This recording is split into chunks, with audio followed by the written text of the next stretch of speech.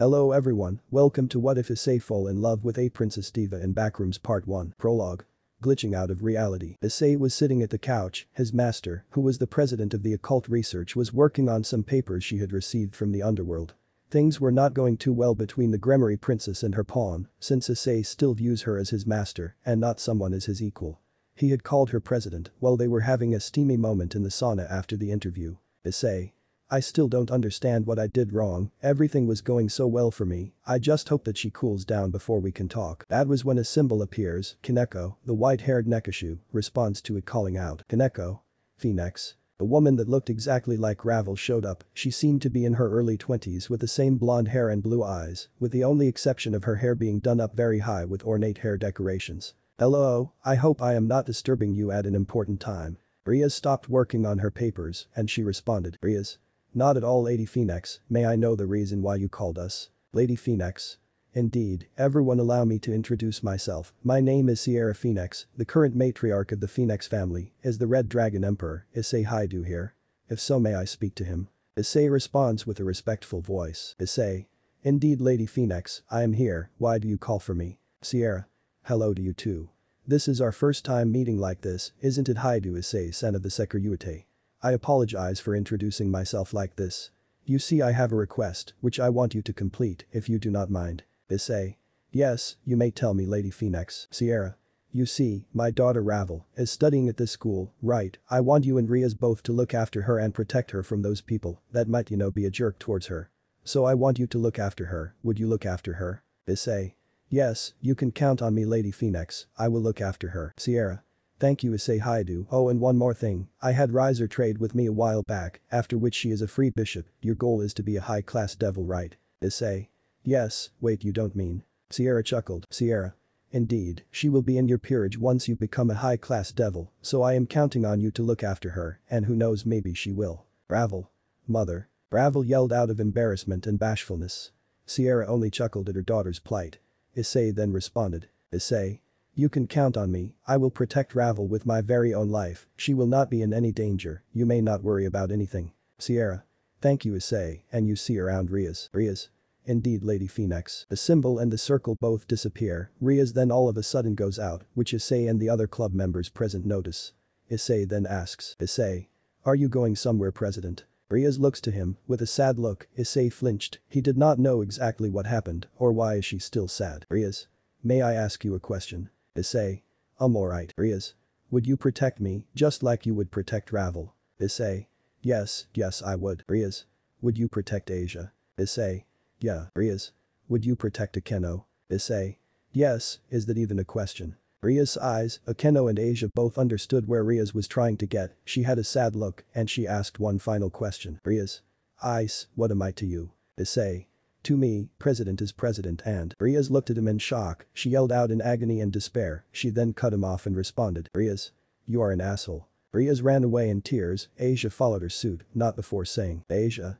Riaz wait. I cannot believe you just said that. Asia ran after Riaz to calm her down. That was when Kiba, the blonde knight, spoke up. Kiba. Geez, even I would have noticed. Issei. What do you mean? Kiba. You still do not get it, do you? Issei looked around having no idea what he meant, all he could find were either looks of disappointment, scowls or even hate, he did not understand what had happened. Akeno the half-breed fallen, then spoke up. Akeno. I seriously don't understand that you are this foolish, Issei, you should know at this point what she meant. Zenovia and Arena chimed in. Zenovia.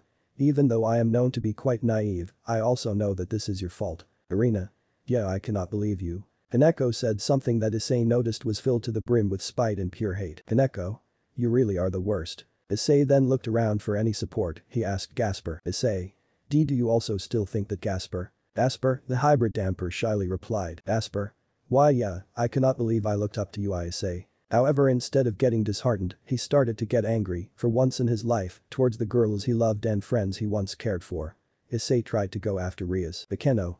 Stop, the Issei that is stupid and foolish will never understand, you going there will only make a bad situation worse. I still cannot believe you failed to see the situation, Issei. That did it, Issei remembered as Rainer once said similar things to him when he watched Asia die, that was more than enough to make Issei snap. Issei. Is this how you all treat me, after everything I have done for you guys? Everyone flinched and had their attention to Issei. They knew from his voice alone that he was pissed, no beyond pissed at this treatment. Kiba kept his hand on him, but Issei deflected it off. He nearly lost his balance. Issei. Do not touch me, Kiba. Kiba.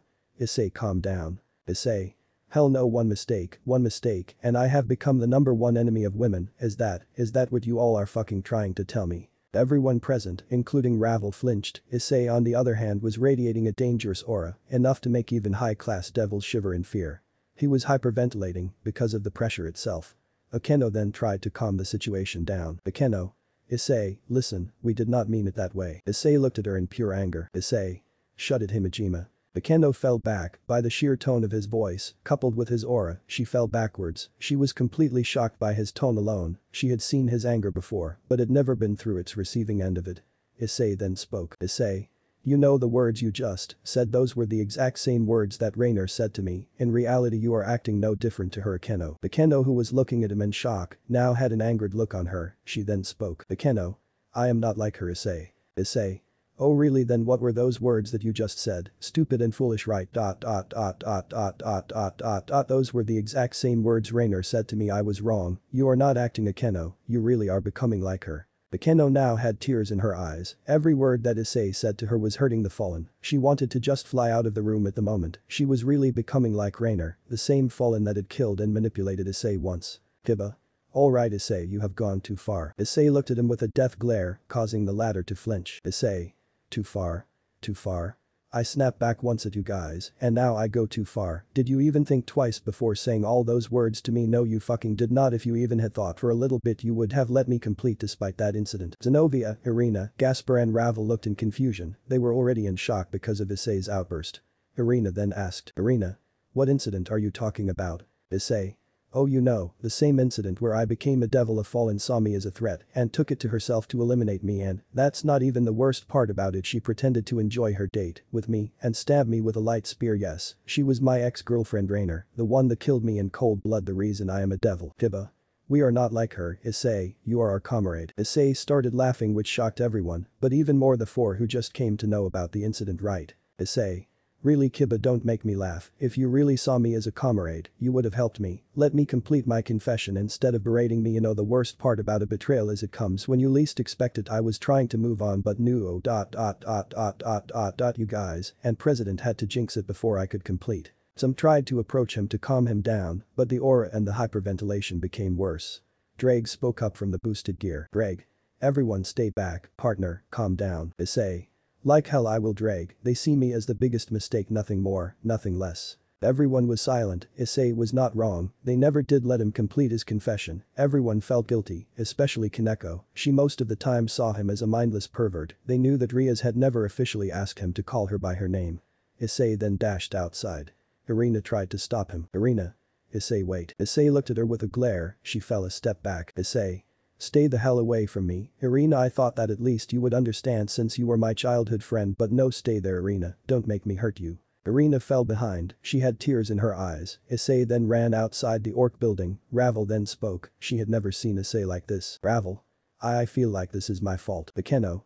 No, this is not your fault, it is our fault, and it is time that we fix things and set it right. Akeno had tears in her eyes. She never thought that Issei would snap, not like this. The others agreed on Akeno's statement. They needed to fix this and bring their friend back before it is too late. Most of the girls had tears in their eyes. Kaneko stopped eating her sweets. Kiba was visibly shaking. Gaspar was inside the box for most of the outburst, while Zenovia was completely dazed and shocked, while Ravel knew that deep down she was indirectly responsible for this mess. Scene change. Outside the orc building, Kuo Academy, 3:30 p.m. With Issei. Issei was running away. He did not stop or even look behind. Drake was constantly trying to talk to Issei, but he did not respond. On the way he saw two girls. These girls were none other than the captains of the kendo club Yui Katis and Kaori Murayama. The girls who used to not only trash talk him behind his back and to his friends, but also beat him up when he was found near the kendo club room, peeking or otherwise. Murayama. Wait up, pervert. Issei gritted his teeth. These two were the last he wanted to meet, especially after the terrible meetup with the orc. Issei. What do you want? Kaori was taken aback by his tone. She then spoke. Murayama. Why the hell were you running and from whom? Issei. That's none of your business, Murayama. Murayama flinched, his tone was itself aggressive like something bad happened, but she ignored it and spoke. Murayama. Oh, I think I know what happened. You must have peeked on a woman and you are running from her, aren't you? You are just a stupid and a worthless pervert. Issei gritted his teeth, he then responded, Issei.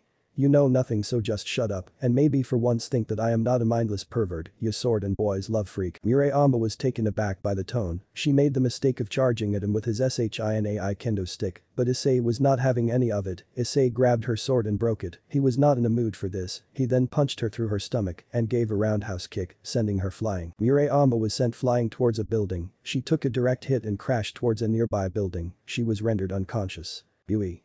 Carrie. Yui rushed to her friend to check for her condition. Issei looked in horror. He never wanted to hurt anyone. He looked at his hands in pure shock. Issei. What have I done? Issei ran away from the scene, but not before Yui yelled at him. Yui. How dare you get back here, you pervert. Issei did not stop. He continued running. Drake himself was shocked. He knew that Issei has snapped completely. Those human girls only made a bad situation even worse. He tried to calm Issei down. It was a miracle he did not go into his juggernaut drive, otherwise it would have been a disaster for Kuo. Greg. Partner, snap out of it. Issei was unable to hear anything. He then reached the fountain, the same fountain where Rainer had stabbed him in the stomach as he was a threat. He then looked around and reminisced those memories. He still did not understand. He barely even unlocked his sacred gear, and the next thing he knew he was thrown into a completely new world. Issei. So this is where it all started. Greg. Partner, Issei. Yeah, sorry about that, Drake. I did not know what went through me. It is still hard for me to believe that I just did all that. Issei was in tears. Drake consoled him. He knew that the orc was equally at fault. All they had to do was wait for the confession to complete. But no, they did not, and everything was thrown into chaos. That was when Issei started to fall through the ground. Issei. Drake, what is going on? How the hell am I falling through the ground? Drake. There is no magic, even though you are teleporting, you need to get away from the ground and before Drake could complete the ground swallowed Issei completely, he fell into the ground itself. He glitched through it would be the accurate term, he fell on his face, knocking him out for a while. After a while he woke up, only to see that there was a yellow moist carpet, some yellow walls, and fluorescent buzzing lights. He immediately jolted from the carpet and used a towel he had in his pocket to wipe the water. He looked around to see that he is somewhere else entirely. Issei. Drake, any idea where we are? Greg responded from the gauntlet. Greg. I have no idea, partner. Scene break. Chapter 1. Buzzing lights and endless hallways. Previously we saw that Issei and Rias were having a tense moment, neither were talking to each other, they were busy doing their own work. Issei and the others then notice a symbol with the phoenix symbol on it, wondering what it was. The figure revealed itself to be a hologram of Sierra Phoenix, the current matriarch of the Phoenix family. She then revealed her desire and asked Issei and Rias to look after Ravel Phoenix and protect her while she is at the human world. She also informed Issei that she is a free bishop and would be allowed to join Issei's peerage when he becomes a high-class devil. The circle then disappears, with Rias walking out of the orc building. Issei asked what's the issue, to which Rias asked what is he to her, to which Issei responded telling president is president. He tried to complete, but Rias left crying, after which everyone reprimanded Issei for his stupidity and naivety. Issei tried to go after Rias to maybe fix the situation, but Akeno prevented him and further called him the same things again, which is something Rainer called him once. This caused Issei to snap. He blew up on almost everyone, shocking and dazing everyone. The girls that loved him were in tears. They never experienced his anger, or at least been on the receiving end of it. He eventually leaves, but Arena tries to stop him. This only caused Issei to get angry, threatening her to stay there, making her fall back and cry because of this. Issei runs out of the room, only to encounter Murayama and Caddis, his two tormentors. Issei does not have time for them, and when they try an attack after a heated debate, Issei punches and kicks Murayama, sending her flying. Much to the shock of Caddis and horror of Issei, Issei further runs away and heads towards the same water fountain where Rainer killed him, where everything all began. All of a sudden Issei gets teleported to an area where there is buzzing lights, moist carpet and a yellow room. He only has his towel and his mobile phone with him. On asking Drake where he is, the dragon inside also has no idea where he is, and now they are stuck in an area where nobody knows now where they are. Before Issei glitched out of reality. Kuo Academy, 3 a.m. Rias was running towards a room. She did not care what was going or where she was going. She just could not take this anymore. She hated this heart games. She could not take this anymore. She was crying throughout her running. Rias. Why, Issei, why? Why do you not get it that I love you? All I wanted to ask is just once not see me as a master and not as a woman. I cannot take this anymore. Please Issei, why can't you call me by my name? Rias kept crying as she was heading towards a random room. Asia was running behind the teary Grimory princess. She was calling out her name. Asia. Rias, wait up. Asia was chasing her down to the same room where Rias had rushed in and entered in. Rias was endlessly weeping. Asia rushed to her older sister figure to console her. Riaz looked up at her, only to find her having a sad expression. Riaz. Asia, did I do something wrong? All I want is Issei to see me not as his master. I gave him so many hints but he could not see he still sees me as his master, and nothing more. Why? Riaz continued crying. She was still a maiden who desired love, unconditional love. She knew that Issei loved her more than anything else, but still could not find out why he does not call her by her name, and only by President. She wanted to have a proper relationship with her pawn and be his girlfriend rather than her master. She was sick and tired of these games of heart and mind. She just wanted to be loved, that's all. Asia could only watch, unable to do anything. She was honestly sad at what just happened. She knew Issei loved her more than anyone else and anything else. She knew that there is something or someone that is making him unable to confess his love to him. That was when someone spoke up from the room. Bakeno. You want to know why Riaz, why he was not able to confess? He was never able to complete a confession. Riaz. You never let him. Riaz turned around and responded. Riaz. What do you mean? Riaz was not able to complete as she noticed her tear-stained face. She had still tears in her eyes, shocking both Riaz and Akeno. Riaz then asked. Riaz. What happened to Akeno? Akeno. Issei. Riaz. Issei, what happened to him? Riaz's voice was now filled with worry. The tone which Akeno had was not a usual one. Her tone had despair and anguish written on it. This was something Riaz easily noticed. She now started to dread what she had done. She realized it, but it was too late. If she had let him confess, none of this would have happened. She was worried that something bad might have happened to Issei, and it was all her fault. Bakeno. He ran away. Bakeno broke down even further. Issei was kind of her mental link. Without him she would have been completely lost and never would have reconnected with her father.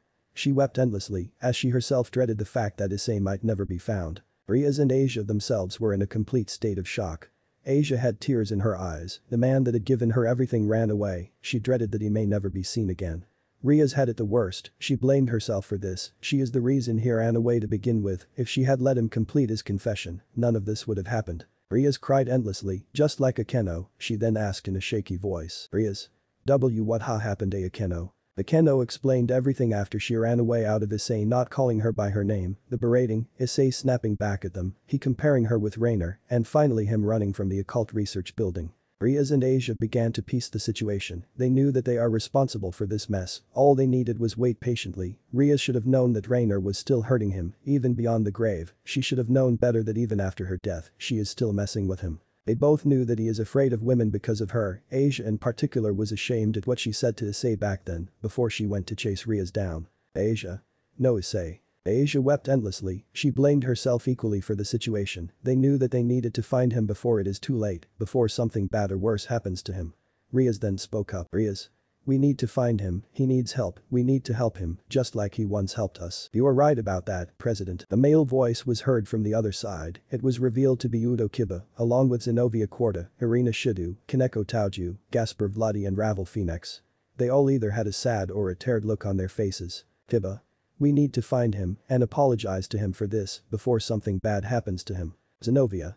We all are equally responsible for this, we berated him to this point. Irina. And it's time we do something about it. Kaneko and Gaspar nod. They knew that they needed to find Issei and at the very least apologize before it is too late, before something bad happens. Riaz. You are right, Kiba. Riaz then suddenly noticed she lost the link to her pieces, which is not possible, as wherever Issei went, she can still come to know what happened to her. This was to prevent any stray devils from taking place. Usually the Grimoires were known to keep tabs on their servants or peerage members, but she could not even sense her pieces, let alone Issei. Riaz. I cannot sense him, Akeno. Akeno looked shocked by what Riaz said. She then spoke. Akeno. What do you mean you cannot sense him, Riaz? Riaz. I cannot sense him, not his pieces or Issei at all. It's like he just vanished off the place from the planet. Kiba. Can you locate where he last was, like his last location? Riaz. I can. Kiba. Then we must head there, something bad must have happened to Issei. We need to reach him before it is too late. Asia. Kiba is right, we need to head there. Ravel. I am coming too. Issei-sama means a lot to me, and I am not going to abandon him. Riaz. Alright, let's go. Everyone decided to head outside, only to see an injured and unconscious Kaori and a crying Yui who was beside her body. Everyone went to investigate what happened. Riaz. What happened here? Yui looked to see her idol Riaz, along with the entire occult research club. She then said. Yui. Issei, he did this. Akeno. It can't be, he would never. Yui.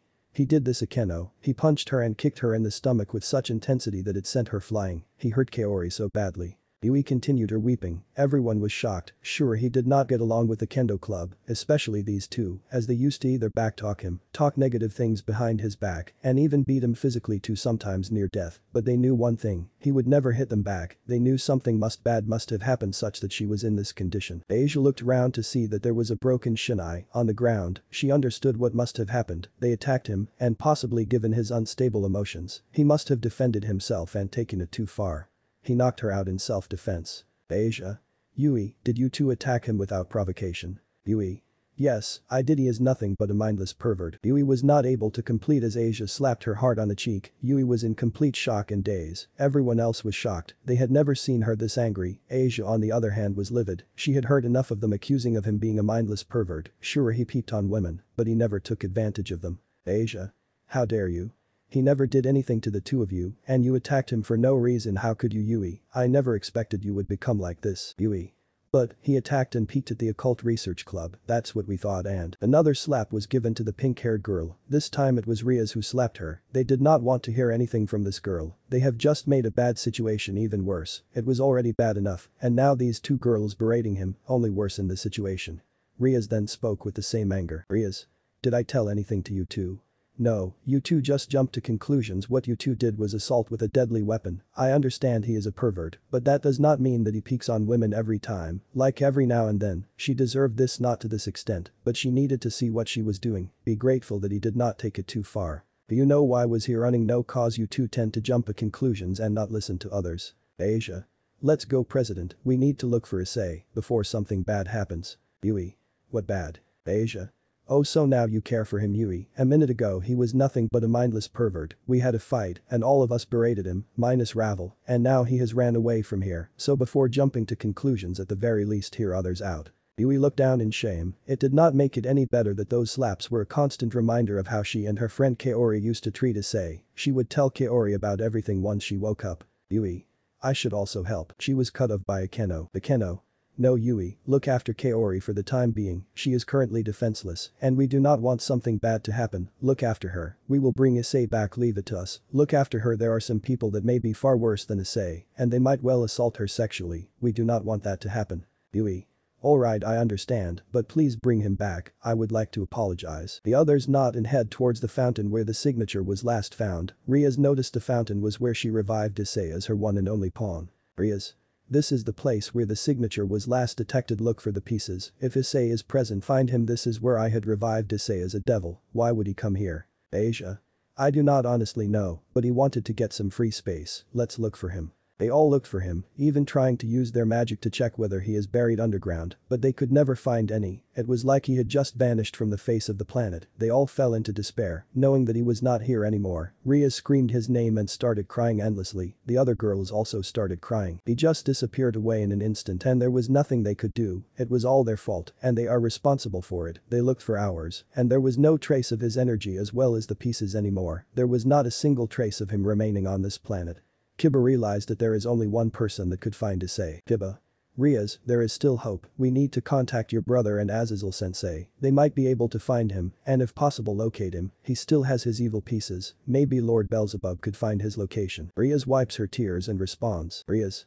You are right, Kiba, there is still hope, we need to find him before it is too late. The others agree if there is anyone that could locate him, it is Ajuka, Beelzebub and Azazel, they needed to find him before it is too late, and they would help. Issei is Azazel's student, while Surziches cared for him like his own brother, they would definitely help. In the backrooms, with Issei. Level 0, 4:30 p.m. Issei was walking for what seemed like forever across the endless hallways. There was no sign of any change, aside from those buzzing lights, yellow walls and yellow moist carpet. There has been nothing new ever since his entrance at the backrooms. Issei.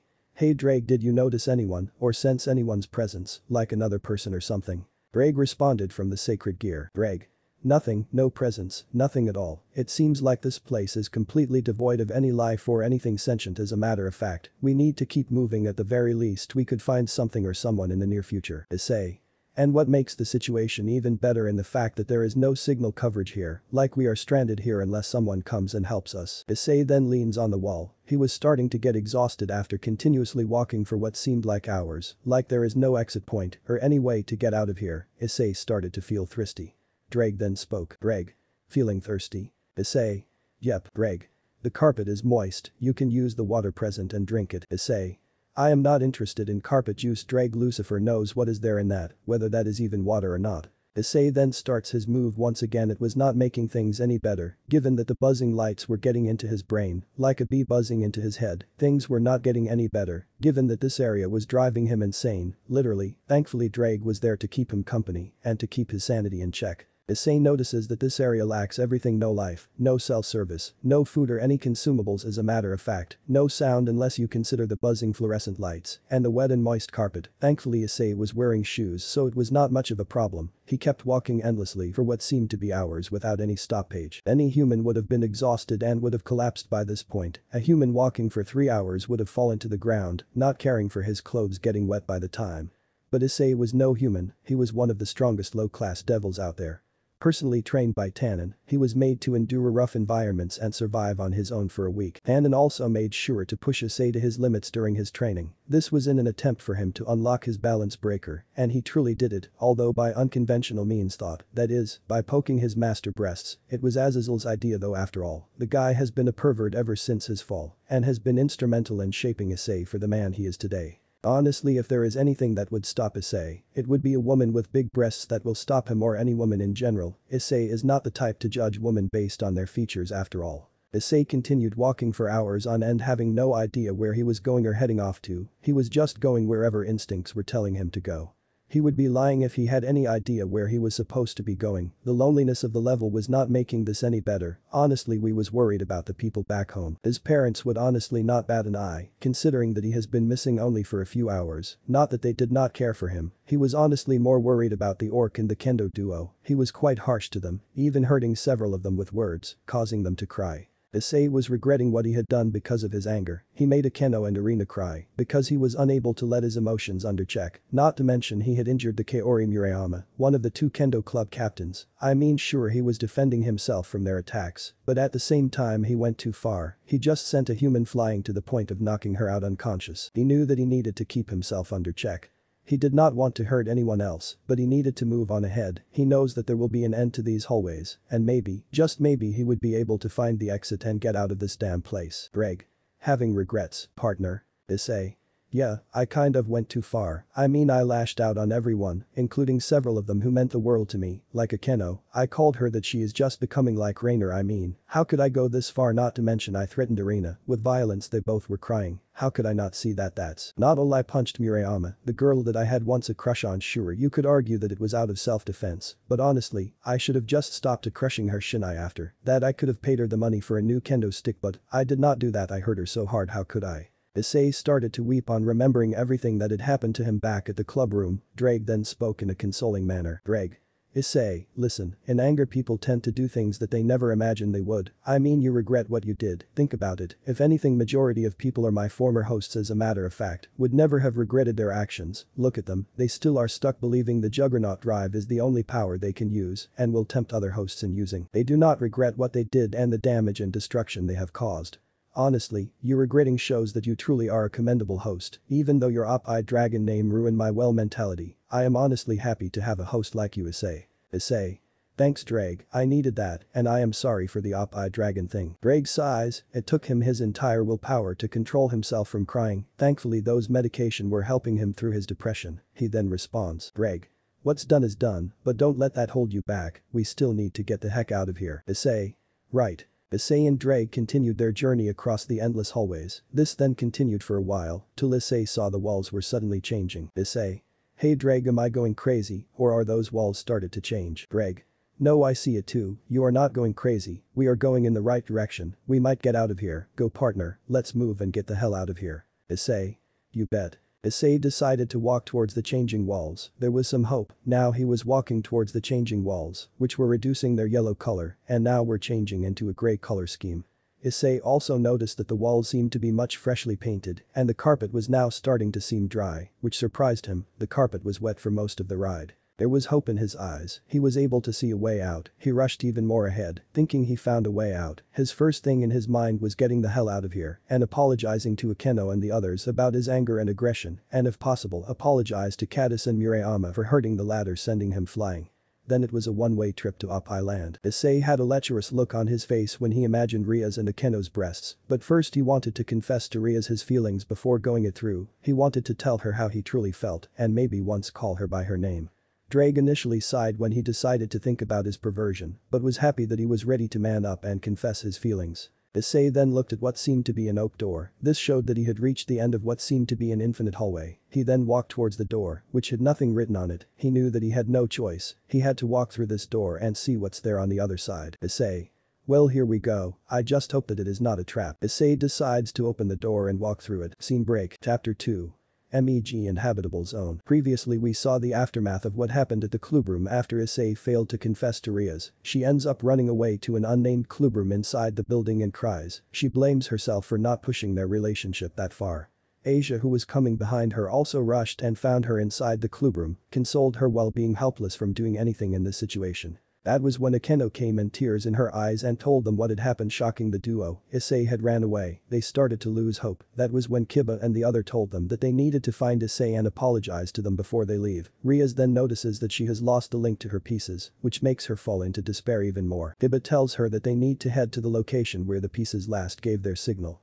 They immediately head out, where they notice Yui weeping at an unconscious Kaori. On asking what had happened, they immediately figure out that Issei was the one responsible for her. However, when Asia notices a broken sword, she immediately figured out that they attacked him first, and anything he did was in self-defense. Seeing that there is nothing they could do, they tell Yui that they brought this on themselves and reveal what actually happened, making the pink-haired girl feel guilt for what she did. The others then go to the fountain where the signature was last found. There was no trace of him at all. Losing hope, everyone breaks down. However, there was still one way out. They needed to contact Azazel and Ajuka to see if they can help. Back at level 0 of the backroom, Issei was still traversing through the level 0, where he noticed that the level was completely devoid of any life, food, consumables or anything. As a matter of fact, minus the yellow walls, buzzing lights and wet carpet. He kept walking ahead to see if there were any changes into his environment. Unfortunately, there were 0 to no changes. He conversed with Drake on what had happened back there. He was guilty for what he did back in the club room. Drake told him that him feeling guilt proved that he was better than many hosts that previously inhibited the sacred gear. He was happy to have a host like him, and his priority should be to get the hell out of this area. He then continued walking only to notice the walls changing. Moving further ahead, he saw an oak door. Seeing as there is nowhere else to go, he decides to walk through it. Level 1, 8:30 p.m. Issei continues to walk what seemed to be massive warehouse with concrete floors and walls, exposed rebar, dim fluorescent lights placed on the walls, and a low-hanging fog with no discernible source. This was much better than the buzzing fluorescent lights that were present back there. Issei still had no idea where he was and was even more surprised when he found that the evil pieces were completely catatonic, like they were still there, but he had not mutated like some stray devils like Visor or that weird stray devil at the abandoned warehouse. Issei. This place is much better than the last one, right Drake? The gem from the boosted gear glowed and Drake spoke from it. Drake. True, those buzzing lights were indeed getting on my nerves, but the weirdest part is that we found nothing there. I mean, I was expecting somebody to show up. Issei. True, hey Drake, check that out. Issei could see what seemed to be a supply crate. He immediately rushed to it, thinking that there would be food or water, which is something he desperately needed. He looked around to see a backpack, which he immediately noticed was a traveling backpack. Issei knew that this backpack would come in handy later down the line, since he needed to stock up on as much items and information about this place. He was surprised to find a backpack lying here like that. He then noticed some bottles of water. He opened one of them and immediately started drinking them. Issei felt his thirst go away. He was feeling refreshed. He then noticed some pills. He immediately recognized those powdered pills to be that of his medicine that he had received from Azazel for his depression. Thanks to his reputation as the Oppai Dragon, these were antidepressants that were designed in a powdered form. Issei. Hey Drake, check this out. Drake. Oh no, no, no, no, no, no, even this place knows about my Oppai Dragon status. Drake started crying again because of his depression and broken heart. Issei then picked up the medicine and noticed that these were regular depressants that you could get in a regular medical store. Issei immediately sprinkled some of those depressants on the gem. He kept some more inside of the bag which he was carrying and put his bag behind his back. Drake. Thank you, partner. Issei. No, I should apologize because of me your reputation is tarnished. I am sorry. Drake. It's alright, besides let's take as much food as we want, we need to get out of here alive and in one piece. Issei. True, and these depressants are regular ones that can be found anywhere in a medical store or even in a laboratory. Drake. Wait, why do humans need this? Issei. Us humans also get depression, and sometimes it becomes so severe that we end up taking our own lives. Drake. Damn, I did not know humans also get depression. Put your hands in the air and stay away from the supply crate. Issei complied, he noticed a muzzle behind his back, he could easily take down and disarm his attacker, but he needed to know why he was being under gunpoint. Issei kept his hands in the air and did not touch anything else from the crate, he then slowly turned back to see his attacker, wearing a soldier outfit, he seemed to be a soldier in his 25s, and had heavy armor on his body. Issei also noticed a tag with the initials MEG on the left shoulder. He was holding what seemed to be a M4-16 assault rifle, which was known to have a single fire and a machine gun fire mode. He needed to be careful as gunshots can still hurt him if he cannot evade them. He does not plan to die, not until he gets laid. Issei. I am just a regular wanderer, I did not mean to come here on my own. Size he thought the one in front of him was a skin stealer, which was stealing some supplies. Him talking regularly showed that he was no skin stealer, just another wanderer who had an unfortunate fate by heading to this dreaded backrooms. Sorry about the attack, I thought you were one of the hostile entities that roam around the backrooms. I am a MEG operative, a soldier tasked with protecting any innocent wanderers and looking out for any survivors while also killing entities. Issei. The backrooms. Can you tell me how I ended up here? MEG operative. Yes, the backrooms, you do not end here by choice, if you are not careful, you can no clip or glitch from reality itself and enter here. Issei. I see, so no clipping like those video games. MEG operative. Indeed, wanderer. Issei. So like a soldier of some sorts. MEG operative. Yes, you can call me a soldier, wanderer. Issei. So what are these hostile entities you keep talking about? MEG operative. There are many like hounds, dullers, scratchers and skin stealers, they are all known to be the hostile ones, but there are some that are less hostile like adult facelings, at least they are less hostile here. Issei. Okay. That was when the lights flickered off. The operative was on guard, he knew that this is the time when entities show up. Issei, thanks to his enhanced eyesight in the darkness, because of his devil physiology, noticed a nude humanoid entity with unkempt black hair on their heads and large mouths filled with sharp teeth. They have long bony limbs, sharp claws, and crawl on all fours like a dog. Issei. I see someone. It seemed to be a humanoid entity with unkempt hair and large mouth filled with sharp teeth. MEG operative. Stay behind me, these things are called hounds, they are known to be quite aggressive. Issei. I can fight, I will be alright. MEG operative. Okay wanderer, but don't let them bite you or you will turn into one of them. Greg. Having a hound as a host, that's a total nightmare. Issei. Agreed. The mentioned hound lunged at them, the operative fired his M4-16 at the hound, making it push back. Issei summoned his boosted gear and fired a dragon shot at the hound, killing it instantly. The operative was surprised at the weapon Issei held, but was happy to find an ally to fight alongside with. MEG operative. Thanks for the save kid, these things do not go down by bullets that easily, that weapon you have got saved our lives. Issei. It's alright. The lights flickered on, revealing the smoke that was where the hound that they had killed once was. The operative and Issei looked around to see if there are any more hostile entities out there. He needed to be careful, thankfully there was none, but he still needed to keep his guard up. MEG operative. I will take you to the local governing body of MEG. You want to leave this place, right? Issei. Yeah, I have people back home worried and waiting for me. MEG operative. Very well, then I shall take you there. Issei and the operative then head to a base of what seemed to be a military one, with heavily barbed walls, and men from MEG surrounding it to guard the base from any of the hostile entity threats. The operative immediately gave his identification, and the walls opened up to reveal the inner part of the base. Issei looked around the military camp that was present there, some of the other operatives were training the next generation of cadets that were going to protect any of the wanderers that would stumble across the backrooms. Issei noticed that he was moving toward several female soldiers wearing uniform, their breasts were constantly jiggling, it took Issei everything in his power to control himself from gazing at those sacks. Issei and the operative continued their walking towards what seemed to be a statue. Issei. Hey, whose statue is that made of? The operative noticed and responded. MEG operative. That is the statue of the first, he is the founder of MEG in the year 1893, he was the reason that this organization still is alive, rumor has it that he can travel to any level with ease in the backrooms, which is presumed to be infinite. Issei. Is he still around, if so where is he? MEG operative. Nobody knows, wanderer, there have been instances of him being in level 33, but that is just a theory, nothing is there about him. Besides I never got your name wanderer. Issei. The name is Issei Haidu. MEG operative. I see, nice name. We are currently at level 1 as we speak, the level which most wanderers come here to the backrooms is level 0, also known as the lobby. Issei. Oh okay. Issei and the operative continued moving forward to what seemed to be an office, he immediately knocked on the door. Come in. The operative opened the door revealing a man in his 30s wearing a military vest and a pants, the vest was green vest, along with a dark grey long-sleeved shirt. He also wore knee pads and military boots, along with dog tags around his neck and a pistol on his hip. May I know who this is, operative? MEG operative.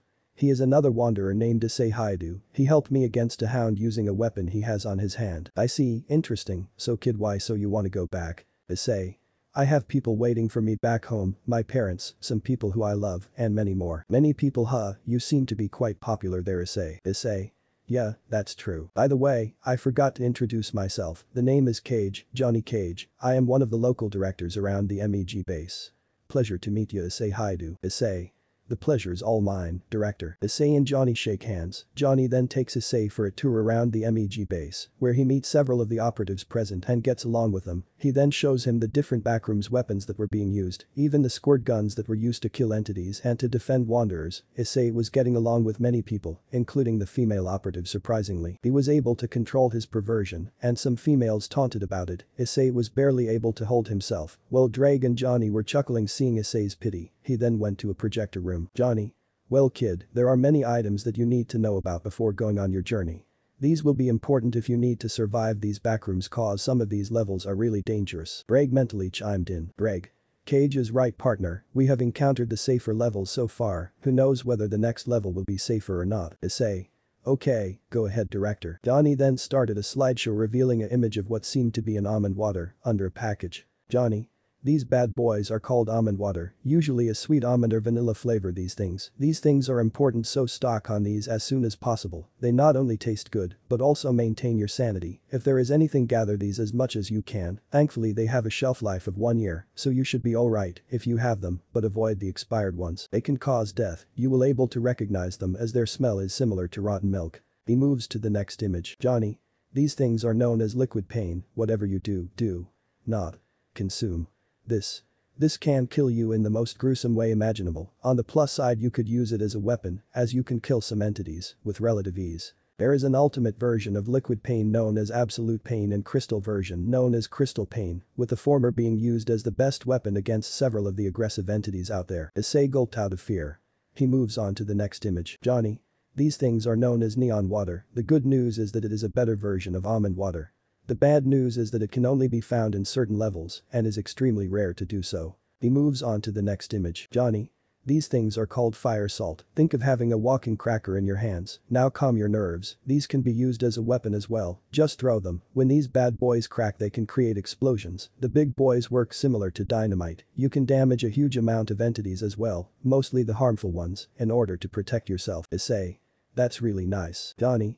There are several more items. Can your weapon store information? Issei then mentally chatted with Drake. Issei. Can you store more information? Drake. I theoretically can, just like how you put Ascalon inside the gear, Cage should be able to put information related to it. Issei. I can, Director. Johnny. Excellent, I will be taking you to the place where science experiments will be held. That's where the data disk is present that will help transfer the information to your weapon. Johnny then takes Issei to what seemed to be a much scientific room. This was where most of the experiments were being held. Issei notices multiple test tubes and other equipment meant for the experimentation. He is then taken to what seemed to be a computer laboratory. He then notices a man looking at them. So what brings you here, Cage? The man was in his 30s of African American origin, wearing a brown leather vest with his last name Briggs on his back, a black tank top from the inside, and a 2 dog tags, and olive green pants along with knee pads and a black army boots. Johnny.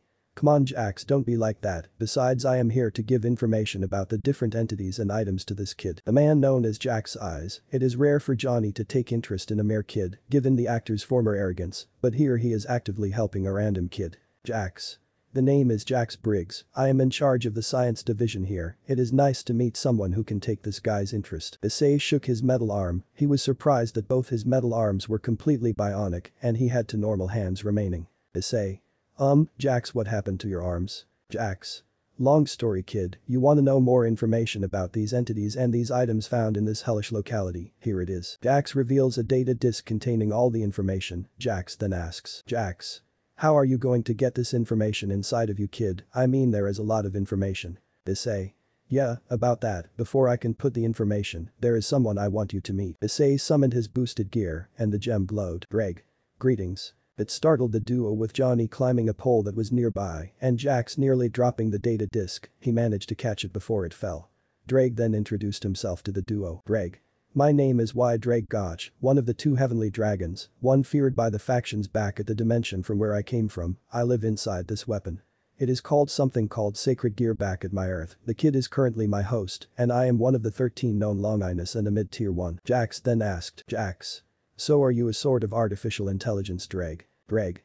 Not exactly, although you are not wrong in assuming me as such, since I display similar behavior to one. I am a spirit who has been sealed inside the Sacred Gear. It was because of an incident known as the Great War. Drake then explained the Great War that had happened between the three factions Devil, Angel and Fallen Angel faction, when there were two dragons who decided to settle their rivalry, him and another dragon called Albion Gwilber. They both were killed despite heavy casualties on the three factions and were both sealed inside different Sacred Gears. Jax and Johnny had listened to the story intently and with interest. Drake then asked. Drake. Although I am surprised that you two are taking this too well, people from my Earth usually freak out when they find out that the supernatural is real or that everything that was a myth is a reality. Johnny.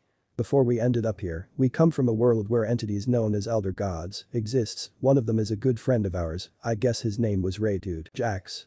It's Raiden, Cage, and when did you get down from the pole? Johnny. What pole? I do not see any pole. Johnny was chuckling nervously, while both Jax and Issei looked at each other, thinking that he is not fooling anyone with that. Jax. Anyways, Cage is correct, we do have beings that are what you call gods back in your dimension, and we have a four-armed superhuman, a cannibalistic humanoid, a princess who never ages, a hat-throwing monk and a fire dragon monk from Shaolin. Issei. It seems like your dimension also had a history, then why don't you guys return back? Jax. We would love to, but we have a job back here to prevent any wanderers from dying and sending them back home, just like you, plus we have nothing back there, so we might as well help whoever we can. Issei. I see, so say Drake, how are we gonna take this information inside? Drake. Just like you took in Ascalon, just match the wavelength of your gear to the data disk. Issei. Alright. Issei then matched the wavelength of the gear to the data disk he was holding. The data disk revealed a port in the Sacred Gear, surprising the duo. Issei then inserted the disk into the gear port. Drake was then overflowed with information from the data disk, revealing information from several other entities like skin stealers, dullers, smilers, camo crawlers, arachnids of level 8, Deathmas, all faces, fastlings, partygoers and many more entities. This was the first experience he had a massive information gain. Drake. I got everything stored. Jax. Alright, tell me what's a partygoer. Drake. Partygoers are tall, bipedal creatures with rough and leathery skin, typically tinted a dull yellow. They have no other functional features, with the exception of a cartoonish smile drawn onto their face, with a substance resembling human blood. The partygoers are highly intelligent, reportedly being spotted operating complex machinery and effortlessly traversing the backrooms in search for prey. Most do not venture alone, rather, they tend to hunt in groups. They are a Class 5 entity, which are considered to be very dangerous as they can kill a wanderer with relative ease, some may even turn the said wanderer into one of them. Partygoers hunting prey hide in the shadows of their habitat levels and wait for prey to pass. They then begin singing a nursery rhyme which has the supernatural property of tiring and numbing their prey while sprinting at inhuman speeds towards their prey to latch on. Partygoer attacks usually only last a few seconds as partygoers never initiate sustained chases. They can only run for an average of 30 seconds before growing fatigued and leaving themselves open, so if their prey is not transformed or dead by then the partygoer has failed the hunt. Jax. So you managed to take most of the information from the data disk, I am impressed. Drake. Thanks Jax, I could go on since there is a lot of information about them and it is pretty messed up, there are even party hosts and party poopers, but I think that this is more than enough. Issei. Are party poopers less dangerous? Drake. Indeed partner, many used to get along with the wanderers until they were eradicated. Issei. Why? Drake.